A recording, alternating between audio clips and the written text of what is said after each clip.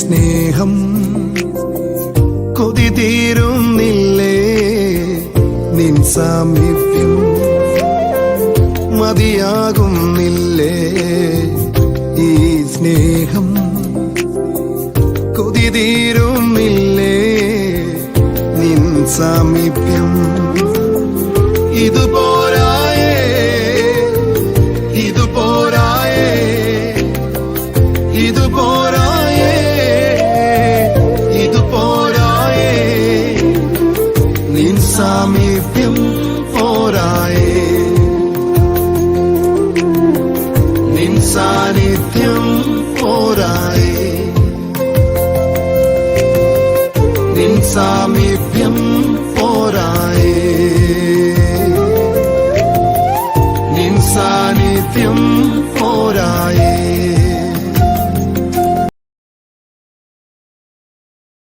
കർത്താവിൻ്റെ നാമത്തിന് മഹത്വം ഉണ്ടാകട്ടെ. നമ്മുടെ ജീവിതത്തിൽ യാദൃച്ഛികമെന്ന് നമ്മൾ കരുതുന്ന പല കാര്യങ്ങളും യാദൃച്ഛികമല്ല. ബൈ ചാൻസിൽ സംഭവിച്ചു എന്നൊക്കെ പറഞ്ഞ് നമ്മൾ വിശദീകരിക്കുന്ന കാര്യങ്ങളുടെ പിന്നിൽ ദൈവത്തിന് വ്യക്തമായ ചില ഉദ്ദേശങ്ങളും പദ്ധതികളൊക്കെ ഉണ്ട്. തീർച്ചയായിട്ടുമുണ്ട്. നമ്മളിപ്പോൾ കടന്നു പോകുന്ന വേദനാജനകമായ ജീവിത സാഹചര്യങ്ങൾ, നമ്മൾ ഇപ്പോൾ ജോലി ചെയ്യുന്ന സ്ഥലം, അവസ്ഥ, നമ്മുടെ വേലസ്ഥലം, ഇതൊന്നും ഒരുപക്ഷെ നമ്മൾ കണക്ക് കൂട്ടി ഉണ്ടാക്കിയെടുത്തതോ അല്ലെങ്കിൽ പ്രതീക്ഷിച്ചിരുന്നതോ ആയിരുന്നില്ലായിരിക്കാം. പക്ഷേ എങ്ങനെയൊക്കെയോ അങ്ങനെ വന്ന് സംഭവിച്ചു. എന്താണ് കർത്താവ് ഇങ്ങനെയൊക്കെ എന്ന് പലപ്പോഴും നമ്മൾക്ക് ചോദിക്കാൻ തോന്നും. ദൈവത്തിന് എന്നെക്കുറിച്ചൊരു പദ്ധതി ഇല്ലേ? ഞാൻ പ്രാർത്ഥിക്കുന്നതൊന്നും കർത്താവ് കേൾക്കുന്നില്ലേ?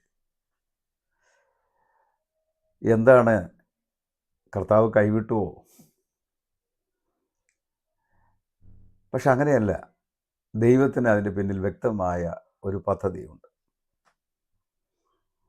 ഇപ്പോൾ നമ്മളത് അറിയുന്നില്ലെങ്കിലും പിന്നത്തേതിൽ നമ്മളത് തിരിച്ചറിയും. അപ്പോസ്തലനായ പൗലോസ്ലീഹയുടെ ജീവിതത്തിൽ അതല്ലേ സംഭവിച്ചത്. റോമിലെ വിചാരണയ്ക്കായി തന്നെ കൊണ്ടുപോകുന്ന ആ യാത്രക്കിടയിൽ സംഭവിച്ചത് അപ്പോസ്തലപ്രവൃത്തി 27-28 അധ്യായങ്ങൾ വായിച്ചാൽ അറിയാം. ഒരു സാധാരണ സംഭവങ്ങളാണോ? തികച്ചും വിശ്വസിക്കാൻ പ്രയാസം തോന്നുന്ന നിലയിലാണ് ആ യാത്രയിൽ ദുരന്തങ്ങൾ ഉണ്ടായത്. കാര്യം, ഈ യാത്രയിൽ കഷ്ടനഷ്ടങ്ങൾ ഉണ്ടാകുമെന്നൊക്കെ ഒരു ചെറിയ വെളിപ്പാട് കിട്ടി. അത് താൻ പറഞ്ഞുവെങ്കിലും വർഷങ്ങളായിട്ട് ഈ കപ്പലോടിക്കുന്ന അതിൻ്റെ ആളുകൾക്ക് അത് അംഗീകരിക്കാൻ കഴിഞ്ഞില്ല.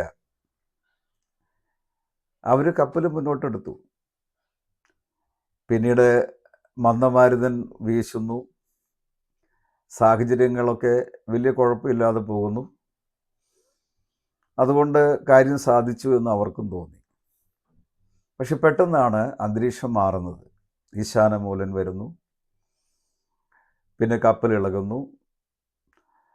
അത് കടൽ തിരകളിട്ട് കപ്പലിനെ അമ്മാനമാടുന്നു.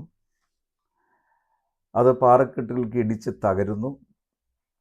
കപ്പലിലെ യാത്രക്കാരൊക്കെ വെള്ളത്തിലാകും. പൗലോസ് അടക്കം ആളുകൾ ഒരു പ്രകാരത്തിൽ പലക കഷ്ണങ്ങൾ പിടിച്ച് നീന്തി ഒരു ദ്വീപിൽ ചെന്ന് കരപറ്റും.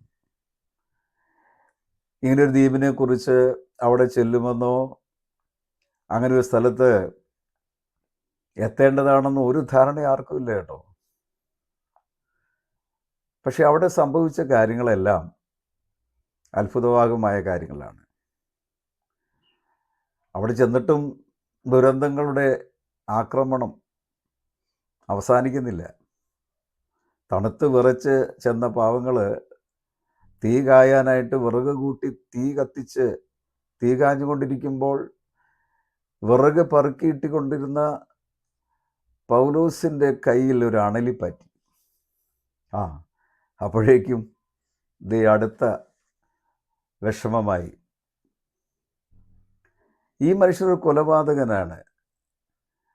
കടലിൽ നിന്ന് ഒരു പ്രകാരത്തിൽ രക്ഷപ്പെട്ടിട്ടും നീതിദേവി അവനെ വിടുന്നില്ല, കണ്ടോ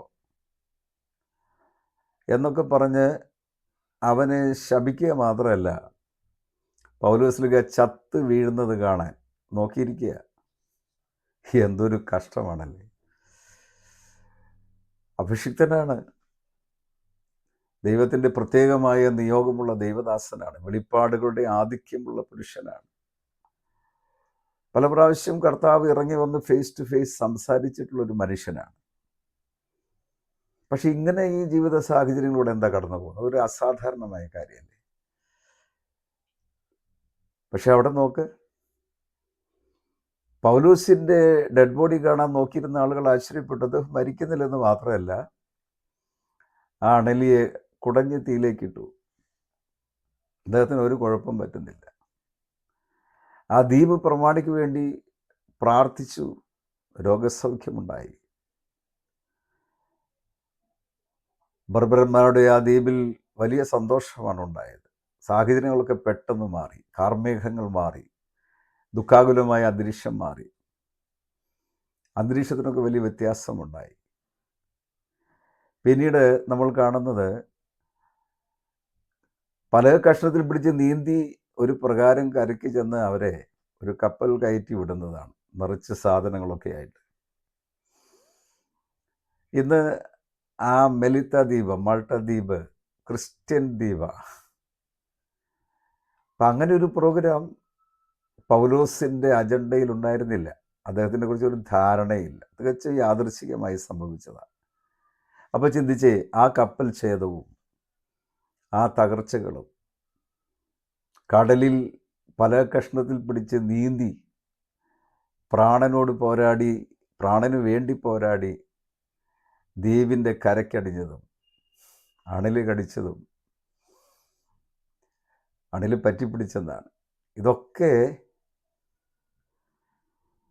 ദൈവത്തിൻ്റെ പദ്ധതിയിൽപ്പെട്ട കാര്യമായിരുന്നെന്ന് പറഞ്ഞാൽ വിശ്വസിക്കാമോ? എന്തെങ്കിലും കേട് പറ്റിയോ? ഒരു ദോഷവും പറ്റിയില്ലല്ലോ. പക്ഷെ ആ ദ്വീപ് രക്ഷപ്പെട്ടോ?